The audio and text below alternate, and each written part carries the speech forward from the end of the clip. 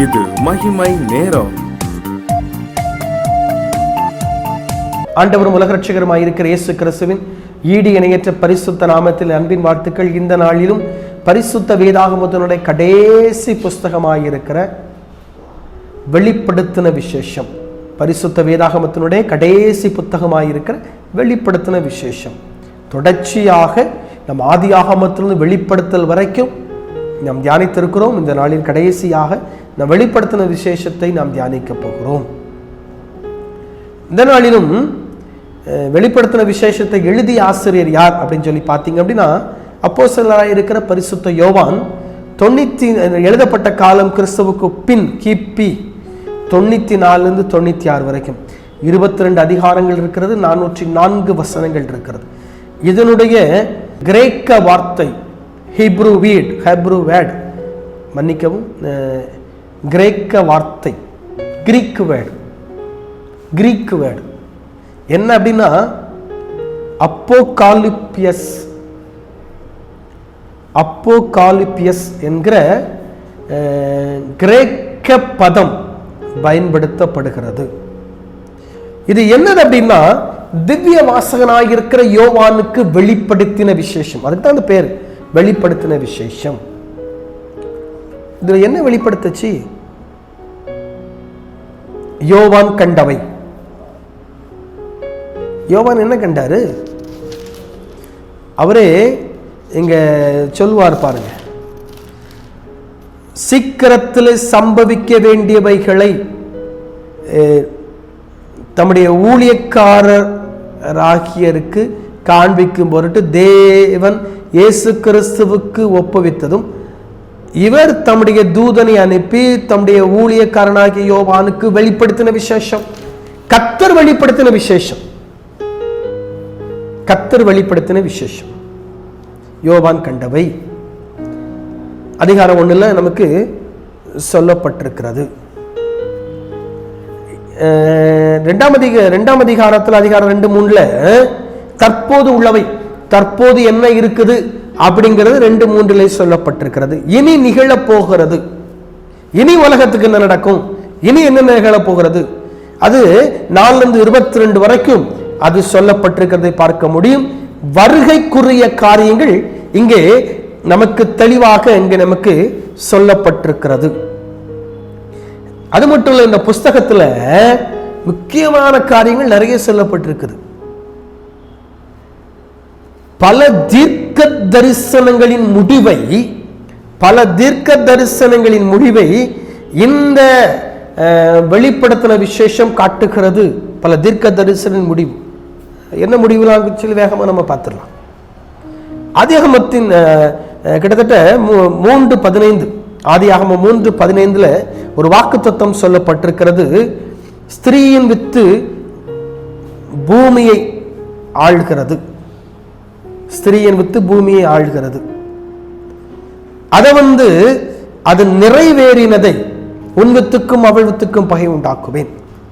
ஸ்திரீயின் வித்து பூமி ஆளுவத ஆதியாகமத்தில் பார்க்கிறோம்.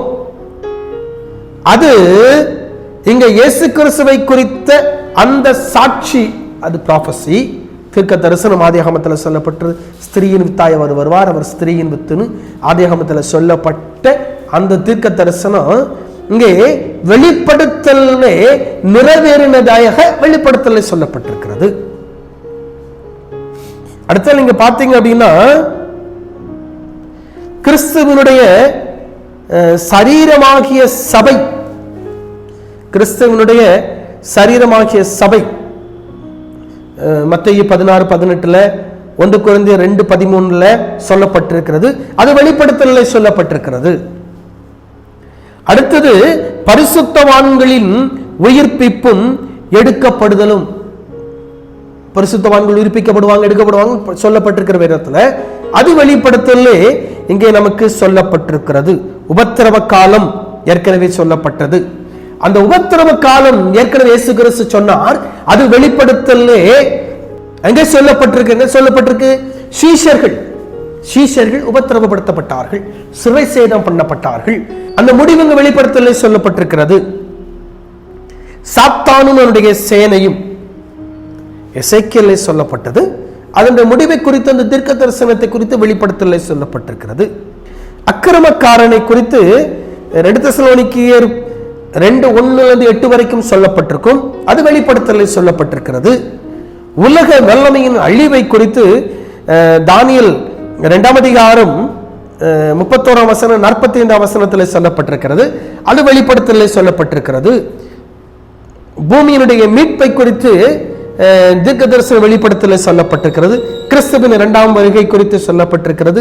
பாவிகளின் நியாய தீர்ப்பு, 1000 ஆண்டு அரசாட்சி, புதிய வானம், புதிய பூமி, நித்திய ராட்சியம், இவையெல்லாம் வெளிப்படுத்தலே நமக்கு சொல்லப்பட்டிருக்கிறது. அடுத்தாப்புல இங்கே சபைகளை குறித்து தெளிவாய் நமக்கு சொல்லப்பட்டிருக்கிறது. என்ன அப்படின்னா, இங்கே எபேசு சபையை குறித்து சொல்லப்பட்டிருக்கிறது. அது எந்த காலம் அப்படின்னா, அப்போஸ்தலருடைய கால சபை. எபேசு சபை என்ன அப்படின்னா, அப்போஸ்தலர் காலத்தினுடைய சபை, ஆதி அன்பின் சபை. அடுத்தது 2வது சபை அப்படின்னா, வெளிப்படுத்தல சொல்லப்பட்ட சிமிர்னா சபை, உபத்திரவப்பட்ட சபை. அது கிட்டத்தட்ட டயோக்ளியேட்டிலிருந்து கான்ஸ்டாண்டின் வரைக்கான காலம். அது பெர்கமோ சபை, உபத்திரவம் நிறைந்த சபை. கான்ஸ்டாண்டினுடைய காலம், அது உபத்திரவம் நிறைந்த சபையின் காலம். கான்ஸ்டாண்டின் நிறைந்த சபை. தியத்தீரா சபையின் காலம் இருண்ட காலம் என்று சொல்லி அழைக்கப்படுகிறது. சர்தை சபை அப்படி பார்த்தீங்க அப்படின்னா சீர்திருத்த காலம். 16-17ஆம் நூற்றாண்டுகளிலே திருச்சபையில் ஏற்பட்ட சீர்திருத்த காலங்களை குறித்து அது சொல்லப்பட்டிருக்கிறது. பிலதெல்பியா சபையை பார்த்தீங்க அப்படின்னா மீதியானுடைய காலம், மிஷனரியினுடைய சபைகள். அடுத்தால லபியோதிக்கையா சபை தான் ரொம்ப இம்பார்ட்டன்ட். தள்ளப்பட்ட சபை, கிறிஸ்துவை விட்ட காலம். தள்ளப்பட்ட சபை, கிறிஸ்துவை விட்ட காலம், இவைகள் இங்கே சொல்லப்பட்டிருக்கிறது. நீங்க முன்னுரை 1ஆம் அதிகாரம் 1-10 வரைக்கும் கிறிஸ்துவின் வெளிப்படுத்தலும் சபை செய்தியும் 1-10-20 வரைக்கும் 7 சபைகளுக்கான செய்திகள், உபத்திரவக்கான செய்திகள், 1000 ஆண்டு அரசாட்சியும் நித்தியம் முடிவரை, இந்த 6ம் இந்த வெளிப்படுத்தல விசேஷத்தில் சொல்லப்பட்டிருக்கிறது. இன்னைக்கு நம்முடைய அனுபவம் எப்படி இருக்கிறது? கிறிஸ்துவின் 2ஆம் வருகையை நாம் சந்திப்பதற்கு தயாராக இருக்கிறோமா? அதற்கு நம்மை பக்குவப்படுத்தி வைத்திருக்கிறோமா? கர்த்தருடைய ஆவியானவர் உங்களோடு கூட பேசியிருக்கிறார். தொடர்ந்து அவர் பேசுவாராக. தலைகள் தாழ்த்தி ஜெபிப்போம். அன்பின் ஆண்டவரே, உமக்கு ஸ்தோத்திரம். எங்களோடு கூட தொடர்ந்து பேசுகிறது, நமக்கு நன்றி. இப்படி நல்வார்த்தைக்காய் உமக்கு நன்றி ஆண்டவரே. இந்த மகிமை நேர நிகழ்ச்சியை பார்த்த ஒவ்வொரு கர்த்தர் ஆசீர்வதிப்பார். சரத்தில் வியாதின் கிரியைகள் இருக்குமானால் இயேசு கிறிஸ்துவின் நாமத்தில் வெளியேறட்டும் என்று நான் ஜெபிக்கிறேன். இந்த மகிமை நேர நிகழ்ச்சியை நடத்துகிற தேவதாசனை கர்த்தர் ஆசீர்வதியும், வழி நடத்தும், பலப்படுத்தும். இந்த ஊழியத்திற்கு உதவி செய்த எல்லாரையும் கர்த்தர் ஆசீர்வதி காத்துக்கொள். இயேசு கிறிஸ்துவின் மாறாத நாமத்திலே ஜெபிக்கிறேன் பிதாவே. ஆமேன், ஆமேன்.